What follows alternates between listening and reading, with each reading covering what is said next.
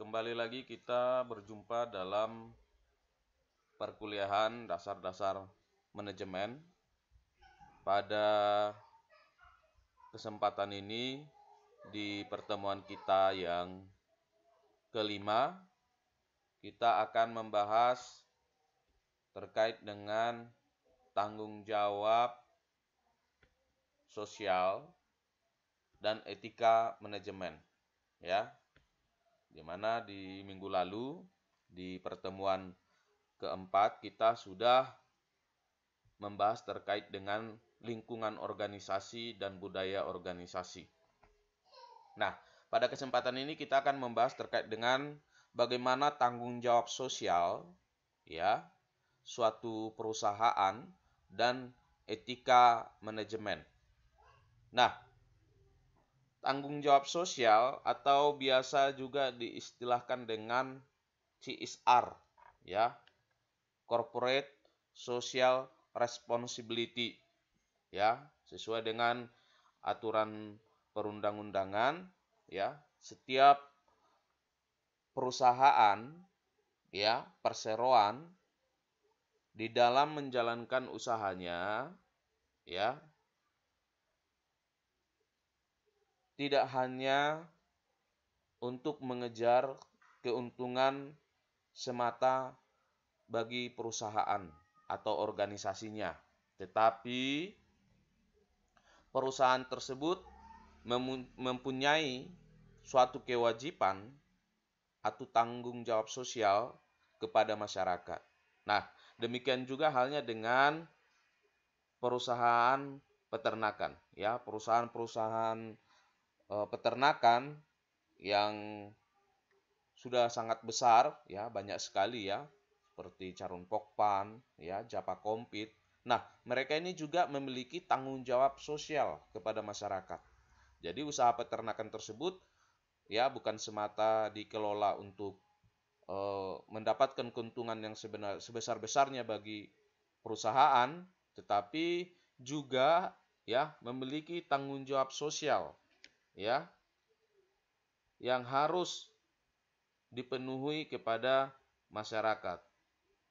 Nah, itulah yang akan kita bahas di pertemuan ini ya. Kira-kira bagaimana tanggung jawab sosial ya suatu perusahaan ya terhadap lingkungan atau masyarakat, dan kemudian nanti kita akan membahas ada etika dalam suatu manajemen. Nah, kalau kita berbicara terkait dengan tanggung jawab sosial perusahaan atau tanggung jawab sosial organisasi, ya, tanggung jawab sosial perusahaan atau biasa disebut dengan corporate social responsibility adalah bentuk kepedulian perusahaan terhadap lingkungan eksternal perusahaan melalui berbagai kegiatan yang dilakukan dalam rangka penjagaan lingkungan, norma masyarakat, partisipasi pembangunan, serta berbagai bentuk tanggung jawab sosial lainnya. Nah, jadi tanggung jawab sosial perusahaan itu ya adalah bentuk kewajiban ya sekaligus kepedulian perusahaan tersebut terhadap lingkungan yang ada di luar perusahaan itu. Jadi di minggu lalu kita sudah membahas ada lingkungan internal dan lingkungan eksternal ya. Nah, jadi tanggung jawab sosial itu diberikan kepada lingkungan eksternalnya ya. Kalau lingkungan internal ya, di minggu lalu kita sudah bahas ya, ada pemilik, ada karyawan, ya, ada pengelola. Nah, sedangkan yang di luarnya adalah ada masyarakat, ya, ada pelanggan, ya, ada pemasok bahan baku. Nah, itulah yang dilakukan oleh suatu perusahaan ya, bagaimana dia memberikan kepedulian ya, tanggung jawab sosial kepada masyarakat ya di lingkungannya ya atau di lingkungan masyarakat secara luas ya. Nah, adapun tanggung jawab sosial yang diberikan itu ya bisa dalam bentuk untuk melestarikan lingkungan. Jadi programnya itu untuk melestarikan lingkungan, bagaimana lingkungan ini ya agar tetap baik. Nah, jadi suatu perusahaan membuat program ya tanggung jawab sosial atau CSR dalam bentuk penjagaan lingkungan. Ada juga terkait dengan peningkatan norma masyarakat atau untuk mendorong partisipasi pembangunan atau banyak sekali ya bentuk-bentuk tanggung jawab sosial yang bisa dilakukan oleh suatu perusahaan kepada masyarakat. Nah, kalau kita berbicara terkait dengan tanggung jawab sosial perusahaan, nah tanggung jawab sosial perusahaan ini menjadi pro kontra ya. Ada terjadi pro dan kontra terkait dengan tanggung jawab sosial ini. Nah, ada dua pandangan ya. Ada pandangan kelompok yang setuju ya bahwa organisasi bisnis perusahaan itu ya wajib ya memenuhi ya tanggung jawab sosial. Artinya tanggung jawab sosial itu menjadi suatu keharusan ya bagi perusahaan atau organisasi bisnis. Tetapi ada juga pandangan kelompok yang kontra ya. Pandangan kelompok yang menolak ya terhadap kewajiban ya tanggung jawab sosial tersebut. Nah, mari kita lihat satu persatu ya mengenai pandangan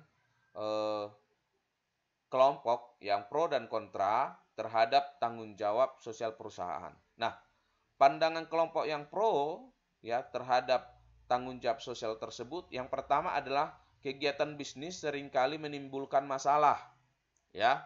Oleh karena itu, sudah semestinya lah perusahaan bertanggung jawab atas apa yang telah dilakukannya.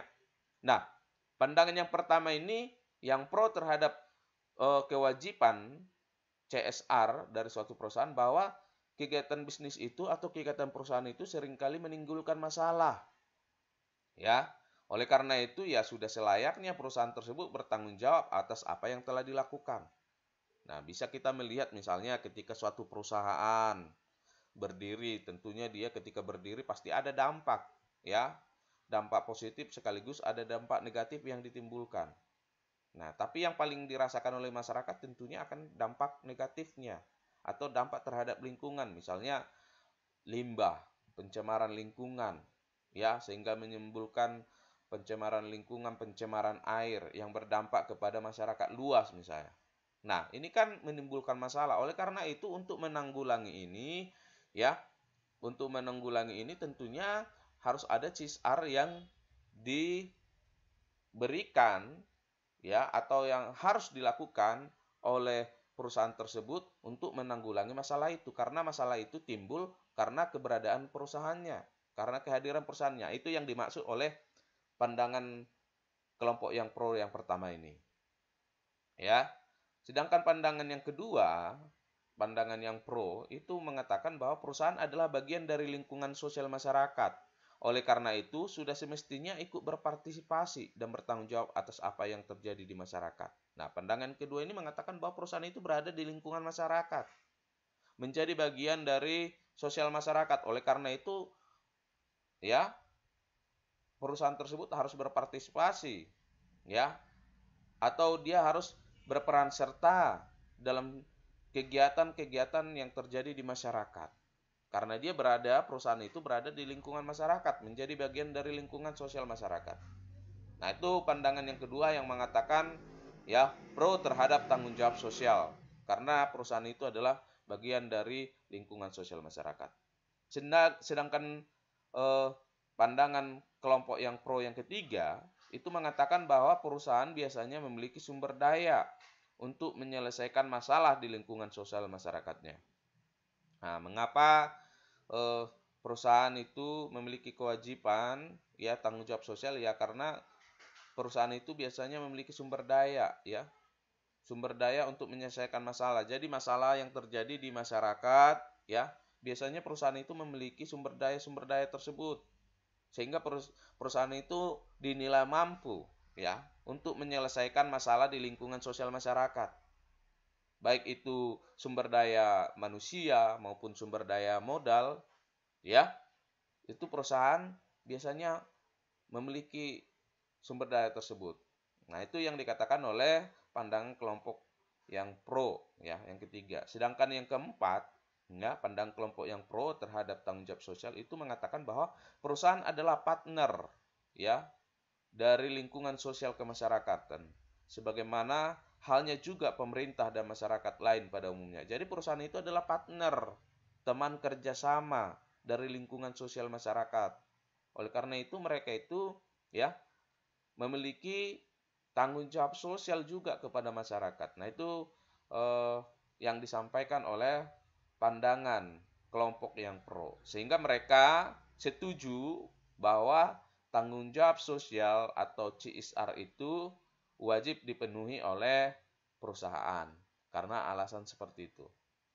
Nah, sedangkan pandangan kelompok yang kontra, ya, atau dengan bahasa lain yang menolak, ya, bahwa tanggung jawab sosial itu adalah bukan kewajiban, misalnya, itu pertama, mereka mengatakan bahwa perusahaan tidak memiliki ahli yang mengkhususkan dalam bidang sosial dan kemasyarakatan. Oleh karena itu sulit bagi perusahaan untuk ikut bertanggung jawab. Nah, jadi ini mereka yang kontra, ya, atau dengan yang kata lain mereka itu menolak, ya, tanggung jawab sosial itu dari perusahaan, itu mereka mengatakan bahwa mereka tidak memiliki ahli, bahwa perusahaan itu tidak memiliki ahli yang mengkhususkan dalam bidang sosial dan kemasyarakatan. Oleh karena itu sulit bagi perusahaan untuk ikut bertanggung jawab. Nah, saya kira sekarang ini, ya, perusahaan-perusahaan termasuk perusahaan di bidang peternakan, saya kira sekarang sudah memiliki manajer di bidang CSR, ya. Manajer yang menangani khusus program-program CSR dari perusahaan, ya, maupun perusahaan-perusahaan di luar peternakan seperti pertambangan misalnya, mereka juga sudah memiliki, ya, manajer, ya, yang membidangi masalah CSR ini. Jadi, nah, tapi itu pandangan kelompok kontra, ya, pandangan yang pertama, sehingga mereka itu cenderung kontra atau menolak, ya, tanggung jawab sosial tersebut. Sedangkan pandangan kelompok yang kontra, yang kedua, itu mereka mengatakan bahwa perusahaan yang ikut berpartisipasi dan bertanggung jawab dalam lingkungan sosial masyarakat itu justru akan memiliki kekuatan untuk mengontrol masyarakat, dan itu indikasi yang kurang baik secara sosial. Jadi mereka begini, bahasa sederhananya begini, ya, mereka mengatakan bahwa perusahaan itu ketika mereka berpartisipasi atau ketika mereka memenuhi, ya, kewajiban untuk CSR, nanti yang ditakutkan itu perusahaan itu menjadi memiliki kekuatan, ya. Jadi perusahaan itu menjadi memiliki kekuatan untuk mengontrol masyarakat. Ya, jangan sampai perusahaan ini karena sudah memberikan CSR, ya, mereka itu menjadi suka hatinya, ya, atau mereka itu menjadi bisa melakukan tindakan yang semena-mena karena mereka merasa sudah berjasa atau memberikan tanggung jawab sosial atau memberikan dana kepada masyarakat atau memberikan program kepada masyarakat. Nah, ini yang ditakutkan oleh pandangan kelompok yang kedua, ya, jangan sampai karena dengan pemberian CSR, ya, justru akan membuat perusahaan itu memiliki kekuatan untuk mengontrol masyarakat. Nah, itu pandangan yang kedua. Sedangkan pandangan ketiga, kelompok yang kontra, itu mengatakan bahwa akan banyak terdapat konflik kepentingan di masyarakat jika perusahaan terlibat dalam aktivitas sosial. Nah, jadi kelompok yang kontra ini, ya, pandangan mereka yang ketiga itu mereka mengkhawatirkan kalau nanti itu tanggung jawab sosial perusahaan itu benar-benar dilakukan, ya, itu bisa memunculkan konflik kepentingan, ya, di masyarakat, ya. Nah, itu yang dikhawatirkan oleh pandangan kelompok yang kontra ini. Sedangkan pandangan yang keempat, kelompok yang kontra, itu mengatakan bahwa tujuan perusahaan bukan untuk motif sosial, akan tetapi untuk memperoleh profit dan mencapai tujuan yang diharapkan oleh para pemilik perusahaan. Jadi, pandangan mereka ini menganggap bahwa mereka itu mendirikan suatu perusahaan ya, atau perusahaan itu didirikan bukan untuk motif sosial, bukan untuk aksi sosial, tetapi untuk profit, untuk memperoleh keuntungan, ya, untuk mencapai tujuan sesuai yang diharapkan oleh siapa yang punya perusahaan itu, siapa yang memiliki perusahaan itu. Nah, jadi mereka mengatakan bahwa perusahaan itu hanya untuk berorientasi kepada keuntungan. Nah, ini adalah pandangan kelompok yang kontra. Nah, inilah dua pandangan, ya, pro dan kontra mengenai tanggung jawab sosial perusahaan. Nah, kemudian bagaimana strategi pengelolaan tanggung jawab sosial perusahaan? Ya, bagaimana strategi untuk mengelola tanggung jawab sosial perusahaan? Ya, seperti tadi kita sudah melihat ada pandangan yang pro, yang setuju dengan tanggung jawab sosial, tetapi ada juga dengan kelompok yang kontra, ya, yang tidak setuju dengan program tanggung jawab sosial perusahaan. Nah, oleh karena itu di dalam strategi pengelolaan tanggung jawab sosial perusahaan juga ada beberapa strategi, ya. Ada beberapa strategi. Yang pertama adalah strategi reaktif. Nah, jadi strategi reaktif ini strategi yang biasa dilakukan oleh suatu perusahaan, ya, dengan cenderung menolak tanggung jawab sosial. Jadi mereka menolak. Jadi cenderung mereka ini adalah tadi bagian dari pandangan kelompok yang kontra, ya. Karena mereka itu cenderung menolak, ya. Jadi suatu perusahaan, apakah itu perusahaan peternakan misalnya, atau perusahaan lain pun misalnya, mereka, ya, ketika mereka itu cenderung menolak tanggung jawab sosial, nah itu adalah strategi yang dinamakan reaktif, ya. Mereka itu reaktif terhadap tanggung jawab sosial perusahaan, ya. Nah, pada strategi reaktif ini atau cenderung menolak tanggung jawab sosial itu, ya, tingkat tanggung jawab sosial perusahaan tersebut tergolong rendah. Jadi suatu perusahaan, ya, yang menolak, ya, tanggung jawab sosial, ya, perusahaan peternakan misalnya, yang menolak, ya, tanggung jawab sosial yang harus dipenuhi kepada masyarakat, nah itu dinamakan strategi reaktif, sehingga tingkat tanggung jawab sosial mereka kepada masyarakat, kepada lingkungan di luar dari perusahaannya itu tergolong rendah. Kemudian juga ada strategi akomodatif, ya, strategi akomodatif. Nah, strategi akomodatif ini adalah strategi yang dilakukan oleh perusahaan, ya, dengan melakukan tanggung jawab sosial untuk menghindari tekanan dari masyarakat. Jadi mereka memenuhi kewajiban tanggung jawab sosial, ya, untuk menghindari tekanan dari masyarakat, ya, untuk menghindari protes dari masyarakat misalnya. Nah, itu dinamakan strategi akomodatif. Jadi mereka penuhi tanggung jawab mereka, ya, untuk lingkungan eksternal perusahaan. Apakah itu masyarakat umum, apakah itu kelompok organisasi. Nah, mereka penuhi tanggung jawab sosialnya. Nah, itu dinamakan dengan strategi akomodatif. Nah, strategi akomodatif yang dilakukan oleh perusahaan ini, ya, dengan memenuhi tanggung jawab sosial, nah ini tergolong tinggi, ya. Tingkat tanggung jawab sosialnya mereka itu tinggi. Nah, sedangkan yang ketiga, ada strategi defensif. Nah, strategi defensif ini, ya, cenderung membela diri dan menghindari tanggung jawab sosial. Jadi, strategi defensif ini hampir sama dengan reaktif. Kalau reaktif, mereka langsung cenderung menolak. Kalau ini membela diri dulu, ya, ada pembelaan diri terhadap perusahaan. Dan mereka itu, ya, mereka membela diri dengan tujuan untuk menghindari tanggung jawab sosialnya. Nah, ini strategi defensif ini juga, ya, merupakan, ya, strategi yang tingkat tanggung jawab sosialnya itu rendah. Jadi sama dengan reaktif sebenarnya, defensif. Cuman reaktif tadi cenderung menolak, kalau ini defensif cenderung membela diri. Tetapi tujuannya sama ya, bagaimana mereka itu menghindari tanggung jawab sosial tersebut. Sedangkan yang keempat itu proaktif.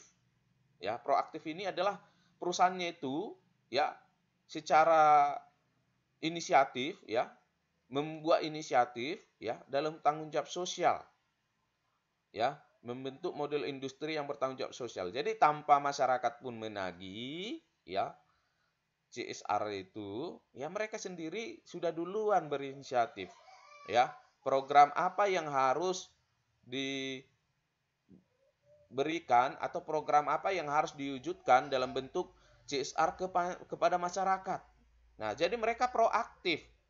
Nah, proaktif ini ya tingkat tanggung jawab sosialnya tentu sangat tinggi ya. Nah, karena mereka ini sangat proaktif ya. Nah, proaktif dengan strategi akomodatif ini ya hampir sama, cuman bedanya akomodatif ini ya dia perusahaan tersebut ya memenuhi suatu tanggung jawab sosial, tetapi tujuannya untuk menghindari tekanan dari masyarakat. Jadi bila mana tekanan dari masyarakat mungkin lemah, ya bisa jadi ya mereka itu mungkin masih mengulur waktu untuk memenuhi kewajibannya. Nah, tapi setidaknya mereka sudah memenuhi ya tanggung jawab sosial tersebut. Makanya tingkat tanggung jawab sosialnya itu ya sudah tergolong mengarah ke tinggi ya. Sementara proaktif tadi ya dia sudah langsung memiliki inisiatif ya. Perusahaan langsung memiliki inisiatif tanpa ditagih ya, atau sebelum ditagih oleh masyarakat dia sudah lakukan. Dan suatu perusahaan itu sudah menyadari bahwa CSR itu adalah bagian dari kewajibannya ya. Bukan kebaikan mereka, tapi memang sudah kewajiban yang harus mereka penuhi. Nah, itu dinamakan dengan proaktif. Nah, tingkat tanggung jawab sosialnya itu paling tinggi, ya, sangat tinggi. Nah, ini adalah strategi pengelolaan tanggung jawab sosial dalam suatu perusahaan atau organisasi. Nah, strategi pengelolaan ini, ya, tanggung jawab sosial ini, kalau kita melihat lagi, ya, lebih jelasnya, ya, strategi itu reaktif itu adalah kegiatan bisnis yang melakukan strategi beraktif ini cenderung menolak. Nah, kalau kita ini melihat tadi ya sekilas dalam gambar ya, saya sudah katakan tadi bahwa mereka itu cenderung menolak ya atau menghindarkan diri ya. Ini penjelasan lanjutan saja ya, sedangkan strategi defensif itu adalah ya dilakukan oleh perusahaan terkait dengan penggunaan pendekatan legal. Jadi mereka membela diri, mengapa mereka itu tidak mau membayar CSR, mereka menolak, mereka itu melakukan pembelaan dirinya melalui jalur hukum, ya, pendekatan legal, sehingga mereka itu menolak, ya, untuk memenuhi tanggung jawab sosialnya. Kemudian strategi akomodatif, ya mereka tadi menjalankan perusahaannya, memenuhi tanggung jawab sosialnya, itu dikarenakan ada tuntutan dari masyarakat. Sedangkan yang proaktif, ya mereka memandang bahwa itu adalah suatu tanggung jawab, suatu keharusan. Ya, bagaimana agar stakeholder atau lingkungan eksternal itu merasakan dampak ya positif dari kehadiran perusahaan itu. Sehingga masyarakat, lingkungan eksternal perusahaan itu merasa kehadiran dari suatu perusahaan tersebut ya memiliki banyak keuntungan atau lebih banyak dampak positifnya dibanding dampak negatifnya misalnya. Nah, itu adalah strategi proaktif. Nah, ini penjelasan dari sebelumnya. Tapi pada intinya strategi yang dilakukan oleh suatu perusahaan ya atau strategi pengelolaan tanggung jawab sosial ya yang biasa dilakukan oleh perusahaan itu ada 4. Nah, kemudian apa yang menjadi manfaat tanggung jawab sosial perusahaan? Mengapa suatu perusahaan ya, suatu organisasi itu diharuskan ya untuk memenuhi ya, tanggung jawab sosial ke lingkungan eksternal perusahaan. Misalnya, mengapa perusahaan peternakan misalnya itu harus memenuhi tanggung jawab sosial? Tentu ada manfaatnya, ya. Apa manfaatnya? Pertama, manfaatnya bagi perusahaan. Ya, jika suatu perusahaan itu memenuhi kewajiban, ya, tanggung jawab sosial perusahaan itu, maka manfaatnya bagi mereka adalah citra positif perusahaan di mata masyarakat dan pemerintah. Ya. Jadi kalau misalnya suatu perusahaan di bidang peternakan, ya, atau perusahaan di bidang lain yang memenuhi kewajiban tanggung jawab sosial, mereka ketika memenuhi, ya, tanggung jawab sosial perusahaan, atau mereka itu secara proaktif, ya, memenuhi tanggung jawab sosial perusahaan, maka itu akan memberikan manfaat citra positif bagi perusahaannya. Ya, masyarakat memandang bahwa perusahaan itu baik. Ya, pemerintah juga akan melihat perusahaan itu adalah perusahaan yang baik untuk masyarakat. Nah, itu manfaat bagi perusahaan. Sedangkan manfaat bagi masyarakat adalah selain kepentingan masyarakat terakomodasi atau dipenuhi, hubungan masyarakat dengan perusahaan akan lebih erat dalam situasi win-win solution. Ya, misalnya tadi suatu perusahaan misalnya ketika berdiri tentunya akan memberikan dampak. Ya, salah satunya misalnya dampak limbah perusahaan. Ya, di mana kalau limbah ini bisa memberikan dampak pada lingkungan, ya, yang bisa mencemari lingkungan atau mencemari air yang biasa digunakan oleh penduduk atau masyarakat. Nah, bagaimana strateginya agar hal itu tidak terjadi atau mengatasi itu misalnya? Apakah perusahaan akan menyediakan sumber mata air yang baru, ya, sehingga bisa memenuhi kebutuhan air bersih bagi masyarakat misalnya? Nah, atau misalnya bagaimana perusahaan itu bisa membuat program untuk misalnya penciptaan air bersih misalnya. Nah, itu adalah bagian dari win-win solution, ya, yang dibuat oleh perusahaan, sehingga dengan adanya dampak yang mereka buat, ya, mereka juga bertanggung jawab, ya, untuk mencarikan solusi, ya, atau untuk memenuhi solusi dari masalah yang mereka timbulkan itu melalui dengan tanggung jawab sosial tersebut. Nah, itu manfaatnya bagi masyarakat, ya, sehingga kepentingan masyarakat terakomodasi, ya.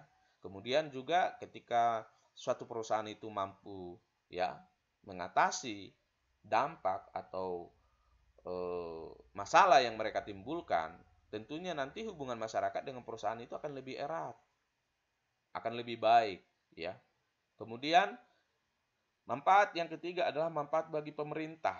Ya, apa manfaatnya bagi pemerintah, ya, dengan perusahaan itu memenuhi tanggung jawab sosialnya? Nah, manfaat bagi pemerintah adalah memiliki partner dalam menjalankan misi sosial dari pemerintah dalam hal tanggung jawab sosial. Jadi, perusahaan itu menjadi partner atau teman kerjasama pemerintah menjalankan misi sosial.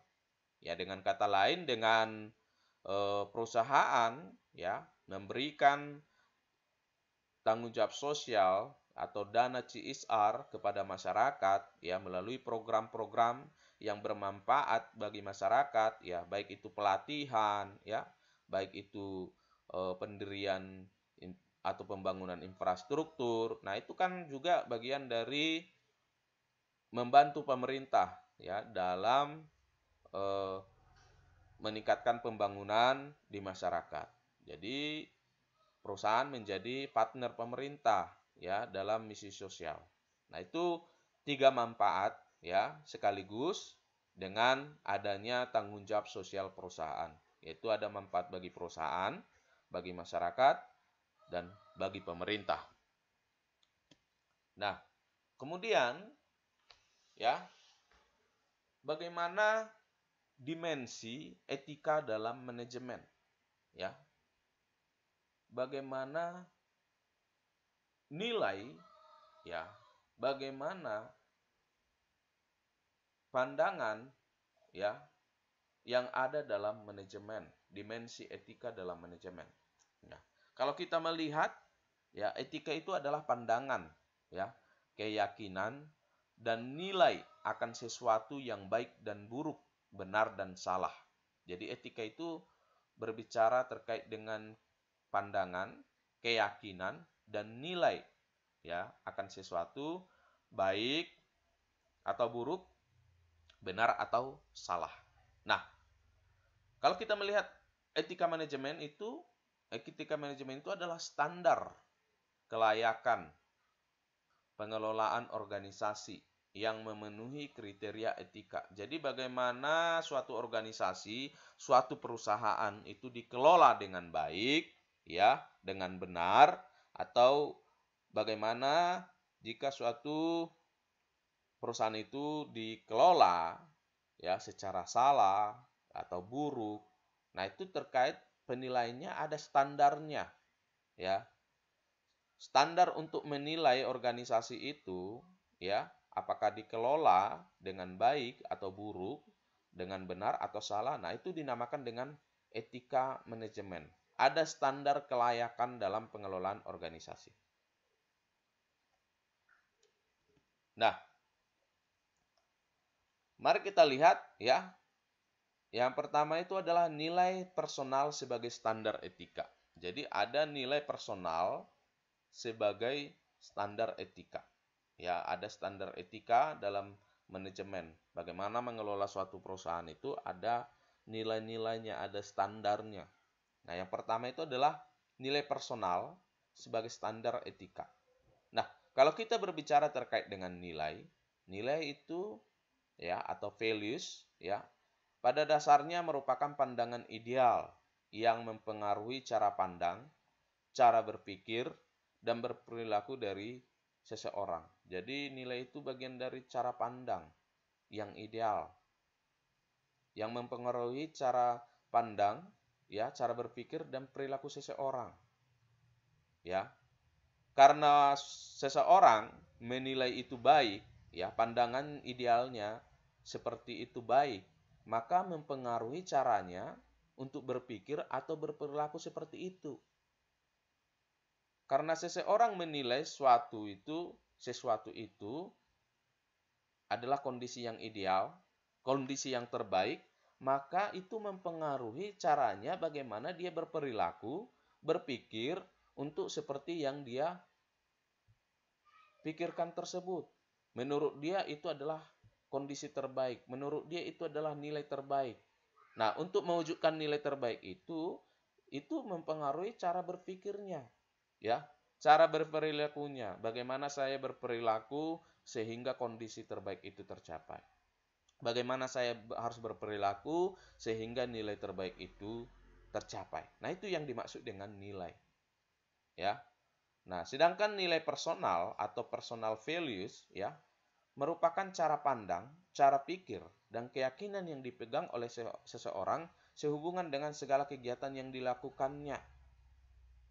Jadi, bagaimana cara dia berpikir, ya, cara pandangnya, ya, itu terhadap segala sesuatu kegiatan yang dilakukannya atau dilakukan oleh seseorang individu, nah itu disebut dengan nilai personal. Nah, nilai personal itu sendiri terdiri dari nilai terminal dan nilai instrumental. Jadi nilai personal, nilai kepribadian seseorang itu terdiri dari nilai terminal dan nilai instrumental. Nah, nilai terminal itu pada dasarnya merupakan pandangan dan cara berpikir seseorang yang terwujud melalui perilakunya, ya, yang didorong oleh motif dirinya dalam meraih sesuatu. Jadi nilai personal yang terdiri dari dua tadi, nilai terminal dan nilai instrumental. Nah, nilai terminal itu adalah pandangan seseorang atau cara berpikirnya, ya, yang terwujud melalui tindakan atau perilakunya, yang didorong oleh motifnya untuk meraih sesuatu. Jadi seseorang itu ya berpikir, memiliki pandangan ya tertentu itu karena didorong oleh motif dirinya. Dia misalnya mau menjadi mendapatkan reward, ya, bagaimana saya menjadi seorang karyawan yang berprestasi di perusahaan ini. Bagaimana saya agar menjadi karyawan terbaik dari perusahaan ini. Nah, sehingga dia berperilaku, ya, berpikir, ya, bagaimana dia untuk melakukan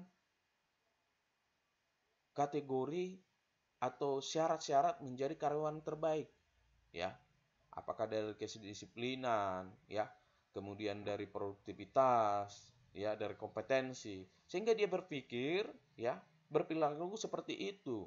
Itu tadi karena didorong oleh motivasi yang ada dalam dirinya, dia untuk menjadi karyawan yang terbaik. Nah, itu adalah disebut contohnya bagi nilai terminal, ya. Nah, jadi nilai terminal itu merupakan pandangan atau cara berpikir, ya, yang terwujud melalui tindakan atau perilaku seseorang karena ada motif, ya, dalam dirinya.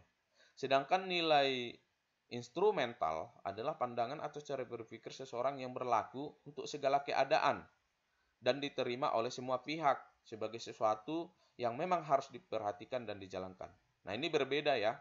Kalau tadi nilai terminal itu seseorang bertindak dalam dirinya, berperilaku, ya, karena dia dimotivasi oleh dirinya, dia ingin mendapatkan sesuatu, ingin menjadi karyawan yang berprestasi di perusahaan itu. Nah, itu adalah nilai terminal. Sedangkan nilai instrumental, seseorang itu berpikir dengan segala keadaan. Jadi, untuk keadaan umum, ya, yang diterima oleh semua pihak, ya. Jadi, istilahnya kita berperilaku kepada masyarakat bagaimana agar masyarakat menerima kita, ya, secara luas. Tentunya kita harus berperilaku sesuai dengan nilai-nilai yang ada di masyarakat. Tentunya kalau kita berperilaku yang tidak sesuai dengan nilai-nilai yang berlaku di masyarakat, maka kita akan menjadi dikucilkan, atau kita itu menjadi misalnya dimusuhi, atau misalnya kita itu menjadi membuat suatu keburukan di tengah-tengah masyarakat. Nah, itu disebut dengan nilai instrumental, nilai yang berlaku secara umum yang bisa diterima oleh masyarakat. Sedangkan nilai terminal adalah nilai yang telah terwujud di dalam tindakan oleh seseorang karena ada motivasi dalam dirinya untuk menwujudkan sesuatu. Nah, itu adalah nilai personal, ya, yang terdiri dari nilai terminal dan nilai instrumental. Yang mana tadi nilai personal ini menjadi sebagai standar etika, ya, dalam suatu manajemen perusahaan. Nah, ada penelitian empiris, ya, yang dilakukan oleh Kreitner mengenai nilai terminal dan nilai instrumental ini, ya. Ada penelitian empiris mengenai nilai terminal dan nilai instrumental yang dilakukan oleh Kreitner pada tahun 1992, ya. Nah, di mana Kreitner ini, ya, melakukan suatu penelitian empiris, ya, dengan responden, ya, 220 manajer. Jadi yang menjadi responden penelitiannya itu adalah 220 manajer, ya. Manajer itu yang menjadi objek penelitiannya. Nah, ketika para manajer ini ditanyai, ya, nah, responden yang menjadi responden penelitian dari Kreitner ini, yaitu tadi 220 manajer ini, mereka beranggapan bahwa nilai-nilai terminal, ya, yang perlu untuk dimiliki adalah kejujuran. Nah, tadi sudah saya singgung bahwa nilai terminal itu adalah nilai yang dilakukan atau cara pandang seseorang yang terwujud dari perilakunya untuk memenuhi, ya, apa yang menjadi motivasi dalam dirinya. Oleh karena itu, dari 220 manajer yang menjadi responden penelitian dari Kreitner itu mengatakan bahwa nilai-nilai terminal yang perlu untuk dimiliki oleh seseorang adalah pertama, kejujuran. Kedua, tanggung jawab. Ketiga, kapabilitas. Keempat, ambisi. Yang kelima adalah independensi. Jadi menurut Kreitner, seseorang, ya, siapapun dia, apakah itu karyawan, apakah itu manajer, di dalam suatu perusahaan, ya, jika dia mau mewujudkan sesuatu yang terbaik dalam dirinya atau dia memiliki suatu motivasi ya untuk menjadi karyawan unggul atau manajer terbaik ya atau karyawan berprestasi, maka dia harus memiliki nilai-nilai terminal, yaitu pertama kejujuran ya, kedua tanggung jawab, ketiga kapabilitas, empat ambisi, dan lima independensi. Nah, sedangkan dari anggapan 220 manajer ya yang menjadi responden penelitian itu untuk nilai-nilai instrumental, mereka mengatakan bahwa nilai-nilai instrumental yang perlu dimiliki oleh suatu organisasi atau yang perlu dilaksanakan oleh seseorang dalam lingkup organisasi itu yang pertama adalah penghargaan terhadap pribadi. Jadi harus mampu menghargai pribadinya. Ya. Mampu menjaga harga diri. Nah, itu yang pertama dari nilai-nilai instrumental. Kemudian yang kedua adalah keamanan dan kesejahteraan keluarga pekerja. Ya. Yang ketiga adalah kebebasan dan kemerdekaan. Yang keempat, dorongan untuk meraih sesuatu, dan lima, kebahagiaan. Nah, inilah hasil penelitian dari Kreitner ya terkait dengan nilai terminal dan nilai instrumental. Nah, jadi bagaimana si Kreitner ini melakukan suatu penelitian di suatu perusahaan ya atau di berbagai perusahaan ya dengan respondennya sebanyak 220 manajer. Nah, dari situ ya dihasilkan suatu hasil penelitian bahwa ada beberapa nilai terminal yang perlu dimiliki dan ada nilai-nilai instrumental yang perlu juga dimiliki oleh seseorang atau organisasi. Nah, sedangkan di dalam perusahaan ya seringkali terjadi yang namanya konflik nilai ya. Konflik nilai. Nah, konflik nilai ini terjadi ya baik itu ya di dalam individu dan antar individu. Nah, konflik itu terjadi yang pertama adalah konflik intrapersonal. Nah, konflik intrapersonal itu pada dasarnya terjadi umumnya di dalam individu dan ada antar individu. Jadi bagaimana nilai ya yang dianut ya oleh atau pandangan oleh seseorang itu bisa berbeda dengan pandangan atau nilai yang berlaku di perusahaannya. Atau bisa juga nilai yang dimiliki oleh seseorang itu berbeda ya dengan nilai yang dimiliki oleh orang lain. Nilai antara satu karyawan dengan nilai yang dimiliki atau yang dianut oleh karyawan lain bisa jadi berbeda. Nah, itu bisa menimbulkan dengan konflik intrapersonal. Maka konflik intrapersonal itu pada dasarnya terjadi ya di dalam individu dan antar individu. Sedangkan konflik individu organisasi itu pada dasarnya merupakan konflik yang terjadi pada saat nilai yang dianut oleh individu berbenturan dengan nilai yang harus ditanamkan oleh perusahaan. Jadi nilai yang dianut oleh seseorang, ya pandangan yang dimiliki oleh seseorang itu berbeda dengan pandangan organisasi atau nilai yang berlaku di organisasi tersebut. Ya, barangkali seseorang ya menganggap ya sesuatu itu baik, tetapi ketika dia itu bekerja di dalam suatu organisasi atau perusahaan, bisa jadi nilai yang berlaku itu berbeda. Ya. Yang mana yang individu tersebut menganggap tadi hal itu baik, bisa jadi di perusahaan itu ya nilai yang seperti itu adalah nilai yang tidak baik, ya, yang tidak boleh dilakukan. Nah, ini terjadi konflik individu dan organisasi. Sedangkan konflik nilai yang ketiga itu adalah konflik antar budaya, ya.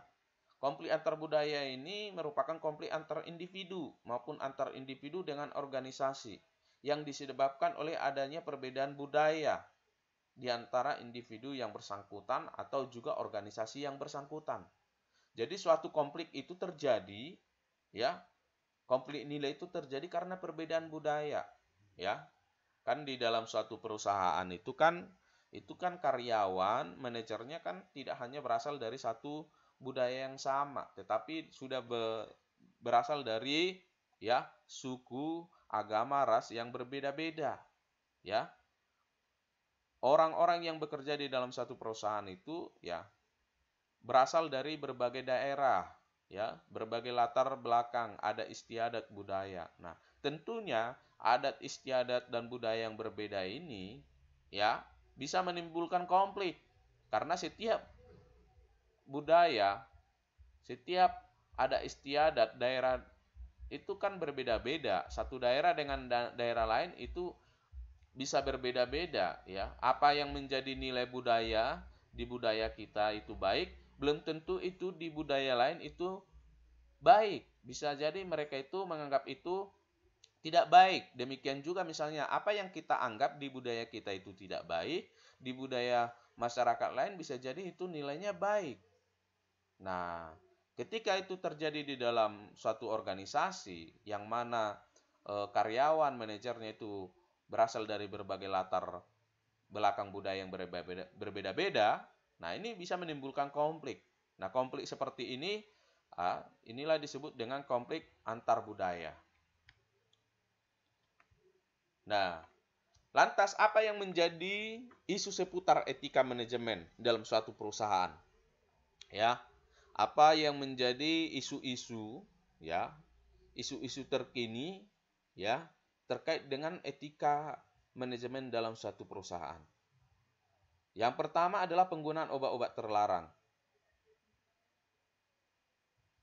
Ya, bagaimana juga ya, bagaimana suatu karyawan ya dalam suatu perusahaan ya itu menggunakan obat-obat terlarang. Ya, sudah terlarang ya, tetapi jangan sampai ya ada karyawan ya atau pekerja dari suatu perusahaan tersebut ya kedapatan menggunakan obat-obat terlarang. Nah, ini kan merusak ya etika atau standar kelayakan yang ada dalam satu perusahaan. Kemudian yang kedua adalah pencurian oleh para pekerja atau korupsi. Ya. Nah, ini juga tentunya melanggar standar kelayakan ya dalam suatu organisasi ya. Etika seorang pekerja, etika seorang karyawan ya tentunya ya jangan sampai melakukan tindakan mencuri atau korupsi. Kemudian ya, isu seputar etika manajemen juga ada konflik kepentingan ya. Konflik kepentingan.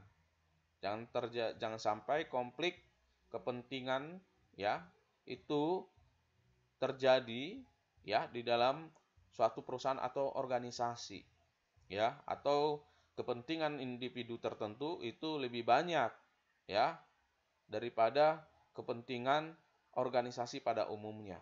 Nah, itu adalah melanggar etika ya manajemen.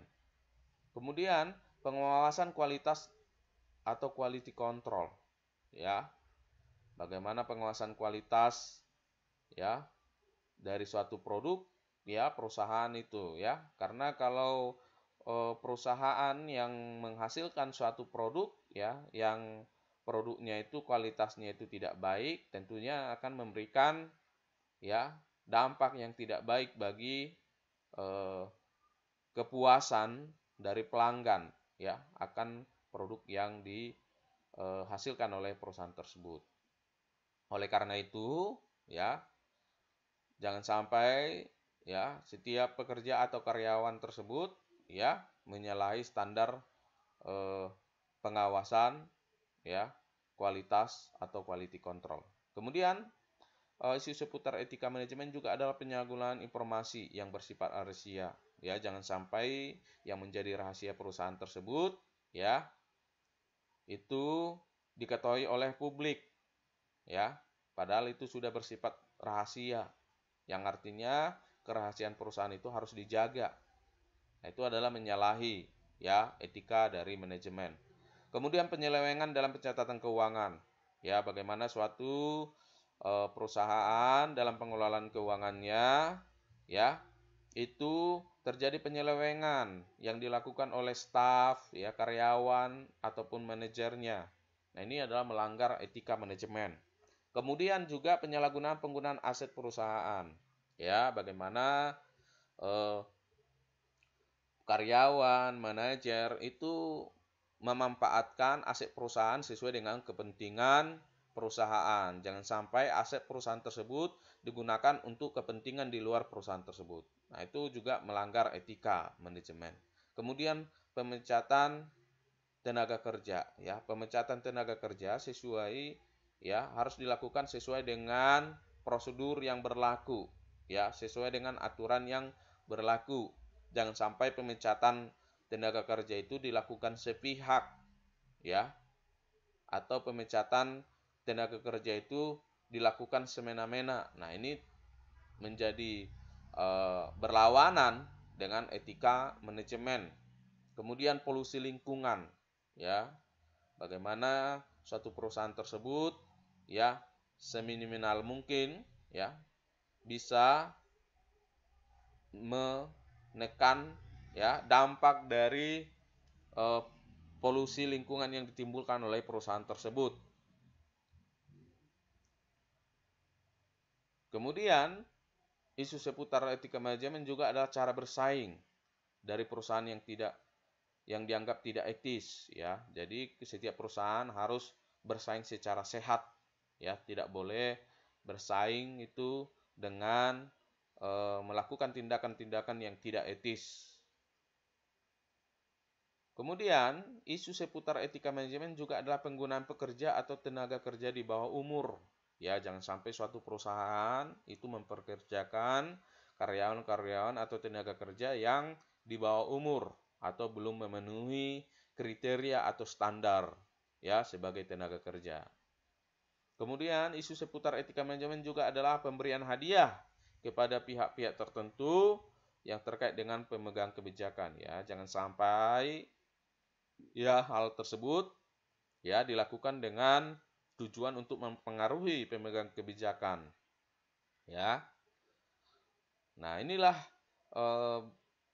beberapa isu seputar etika manajemen yang ada dalam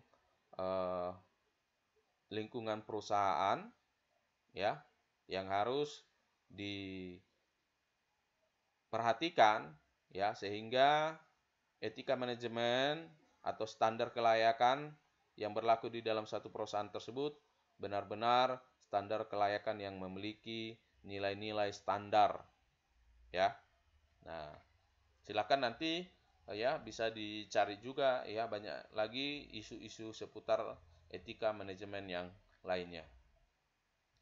Nah, bagaimana model penilaian etika, ya? Bagaimana model penilaian etika di dalam suatu perusahaan atau organisasi.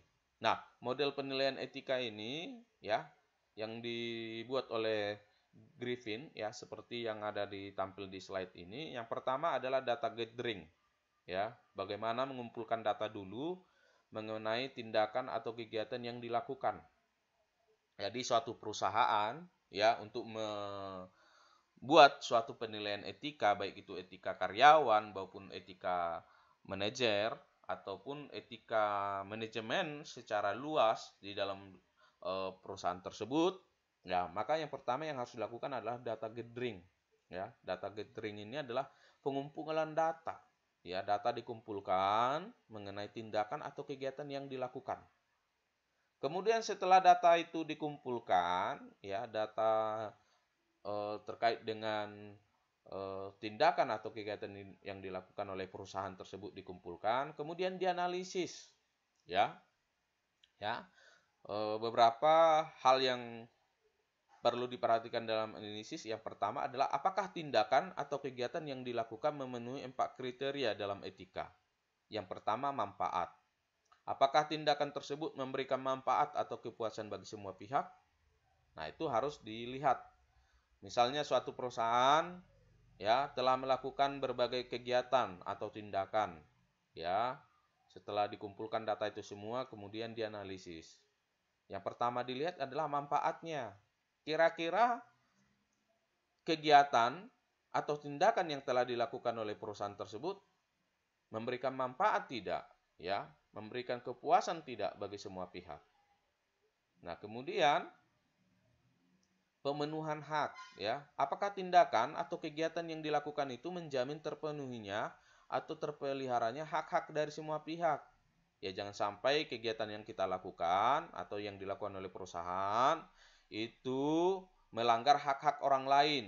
Ya, hak kita memang tidak ada yang ini dirugikan, tapi hak orang lain itu ada yang dirugikan. Nah, itu harus dianalisis. Kemudian keadilan. Apakah tindakan atau kegiatan perusahaan itu dilakukan adil bagi semua pihak? Ya. Kemudian pemeliharaan, apakah tindakan atau kegiatan perusahaan tersebut yang dilakukan konsisten dengan tanggung jawab pemeliharaan dalam berbagai hal. Nah, itu yang harus dianalisis, ya. Dianalisis, kemudian ya, dilakukan penilaian. Ya, setelah dimuat beberapa pertanyaan tersebut, kemudian dilakukan penilaian. Ya, ada penilaian tidak dalam seluruh kriteria. Ya, artinya ada beberapa kriteria yang tidak dalam seluruh kriteria. Artinya kriteria tadi manfaatnya tidak terpenuhi, ya, tidak memberikan kepuasan.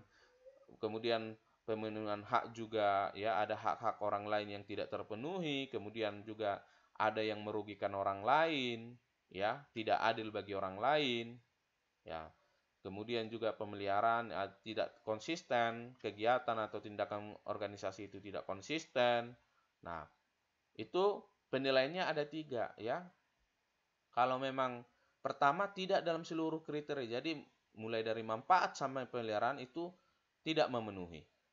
Kemudian juga bisa penilaiannya tidak dalam satu atau dalam beberapa kriteria. Jadi secara manfaat dia berguna, bisa memberikan kepuasan bagi semua pihak, tetapi dari kriteria pemenuhan hak, keadilan, pemeliharaan tidak terpenuhi. Atau misalnya dari sisi keadilan dia terpenuhi, dari manfaat dia terpenuhi, tapi dari pemenuhan hak itu tidak terpenuhi misalnya. Nah, kemudian bisa juga penilaiannya iya dalam seluruh kriteria. Artinya seluruh kriteria itu, ya, seluruh kriteria itu terpenuhi, ya. Mulai dari manfaat, pemenuhan hak sampai kepada pemeliharaan. Nah, jika seluruh kriteria itu misalnya, ya, itu tidak ada, ya, unsur yang terpenuhi dalam kriteria itu, ya, tidak dalam seluruh kriteria, maka tindakan yang dilakukan tersebut atau kegiatan yang dilakukan tersebut tidak etis, ya. Nah, atau misalnya jika misalnya ia dalam seluruh kriteria, berarti tindakan atau kegiatan yang dilakukan oleh organisasi atau perusahaan tersebut, ya, adalah kegiatan yang bersifat etis atau layak dilakukan, atau tindakan atau kegiatan tersebut sudah benar, ya.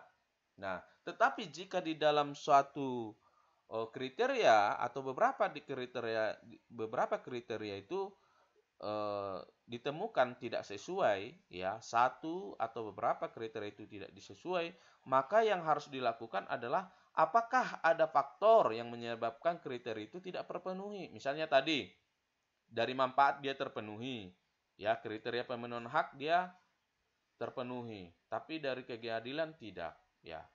Maka pertanyaan yang harus dijawab adalah apakah ada faktor yang menyebabkan kriteria itu tidak terpenuhi sehingga dapat dimaklumi. Apakah kriteria yang terpenuhi lebih penting dibandingkan kriteria? Apakah misalnya manfaat itu lebih penting dari keadilan? Ya, kriteria keadilan. Atau pemenuhan hak itu lebih penting dari pemeliharaan misalnya.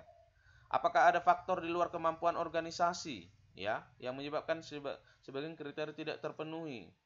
Nah, jika jawabannya iya, ya, artinya bisa ditoleransi, ya, berarti tindakan atau kegiatan yang dilakukan oleh organisasi tersebut bisa diterima, atau dengan kata lain tindakan atau kegiatan tersebut, ya, tergolong etis. Tetapi jika pertanyaan-pertanyaan ya lanjutan dari ada satu atau beberapa kriteria yang tidak terpenuhi, itu jawabannya tidak, maka tindakan yang dilakukan atau kegiatan yang dilakukan tersebut adalah tidak etis, sehingga harus diperbaiki. Nah, ini adalah model penilaian etika, sehingga kita bisa menilai suatu etika di dalam suatu perusahaan, apakah tindakan yang dilakukan oleh individu, atau tindakan yang dilakukan oleh organisasi, atau kegiatan yang dilakukan oleh individu, atau kegiatan yang dilakukan oleh organisasi itu, ya, etis atau tidak etis. Maka penilaiannya seperti ini. Ya. Sehingga kita bisa menilai apakah kegiatan-kegiatan atau tindakan-tindakan yang dilakukan oleh perusahaan ya itu bisa digolongkan tindakan yang etis ya atau diperbolehkan atau tindakan yang tidak diperbolehkan. Nah, oleh karena itu apa yang harus kita lakukan ya sehingga terwujud ya etika manajemen dalam suatu perusahaan. Dan kemudian bagaimana kita meningkatkan etika manajemen dalam suatu perusahaan. Maka yang harus dilakukan adalah pertama adalah harus ada pelatihan etika. Ya, setiap elemen dari perusahaan baik itu karyawan maupun manajer harus ada pelatihan etika. Bagaimana mereka untuk berperilaku, bagaimana mereka untuk berpikir, bagaimana mereka untuk bertindak, ya perlu dilatih. Kemudian advokasi etika. Advokasi etika ini adalah bagaimana ya suatu komunikasi yang persuasif dilakukan oleh pemangku kepentingan atau pengambil kebijakan ya untuk mempengaruhi ya mengajak ya seluruh elemen organisasi apakah itu manajer, karyawan, staf ya untuk bersama-sama ya menjalankan etika organisasi atau perusahaan. Kemudian ya untuk meningkatkan etika manajemen atau mewujudkan etika manajemen harus ada kode etik ya, harus ada kode etik yang harus dipatuhi atau dituruti oleh seluruh elemen organisasi atau perusahaan. Sehingga elemen organisasi atau perusahaan tersebut ya bisa melakukan kegiatan ya melakukan tindakan itu sesuai dengan kode etik yang berlaku di perusahaan. Kemudian yang keempat, upaya perwujudan dan peningkatan etika manajemen ini adalah keterlibatan publik dalam etika manajemen perusahaan. Ya, bagaimana publik juga dilibatkan.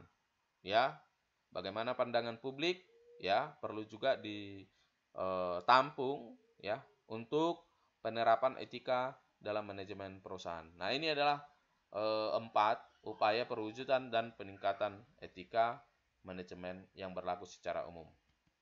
Nah, itu saja yang kita bahas dalam pertemuan perkuliahan kita pada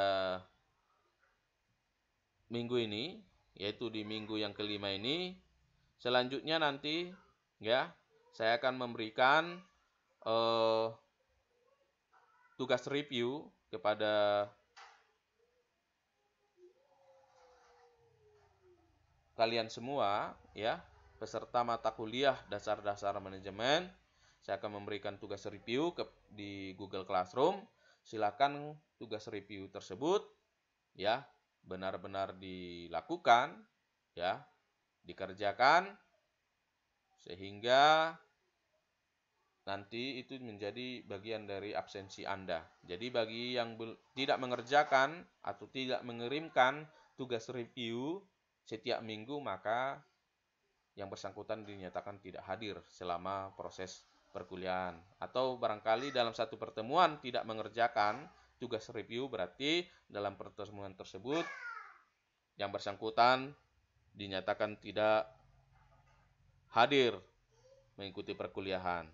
Kemudian bagi yang belum subscribe ya, saya sarankan subscribe. Kenapa saya sarankan? Agar setiap materi-materi yang saya upload di YouTube ya, nanti saudara memperoleh notifikasi atau pemberitahuan sehingga saudara tidak ketinggalan terkait dengan update materi terbaru yang telah saya upload di akun YouTube saya.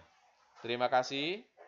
Saya ucapkan sampai ketemu di pertemuan yang ke-6 minggu depan.